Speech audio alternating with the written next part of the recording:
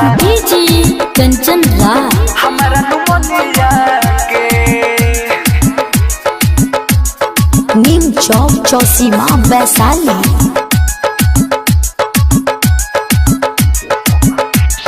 चलो सोयरवा कोहरतानी खराचा रूपल लगनिया रे मुहे मुहे सबके हुकरता चराचा हमारा नूरनिया के हमारा नूरनिया के चलो सोयरवा कोहरतानी खराचा रूपल लगनिया रे मुहे मुहे सबके हुकरता चराचा हमारा नूरनिया के खुशबहानी कोहट गइल बियाहवा हमारा नुमनिया के खुशबहानी कोहट गइल बियाहवा हमारा नुमनिया के खुशबहानी कोहट गइल बियाहवा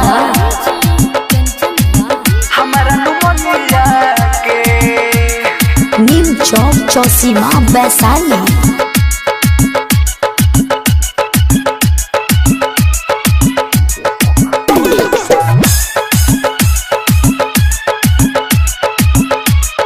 खबर भेजवनी तो मिले नहाई शादी के नाम सुनी रहे धाधाई शादी के नाम सुनी रहे धाधाई खबर भेजवनी तो मिले नहाई शादी के नाम सुनी रहे धाधाइल बहन फेरुए बताइए के फेरुए बताइए के खुशबहानी कोहट गइल बियाहवा हमारा नुमनिया के खुशबहानी कोहट गइल बियाहवा हमारा नुमनिया के खुशबहानी कोहट गइल बियाहवा डीजे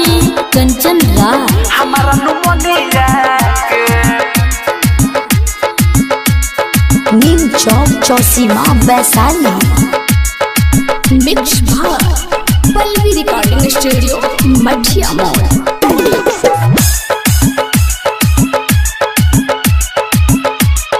कोहे बड़ा खुश बानी परमोध के पाके अमरजीत तो देखली हो शादी में आके अमरजीत तो देखली हो शादी में आके कोहे बड़ा खुश बानी परमोध के पाके अमरजीत तो देखली हो शादी में आके चुसब नहीं ललिया के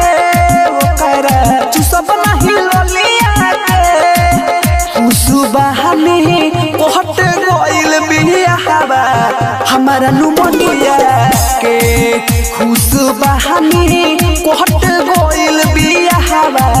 हमारा नुमनिया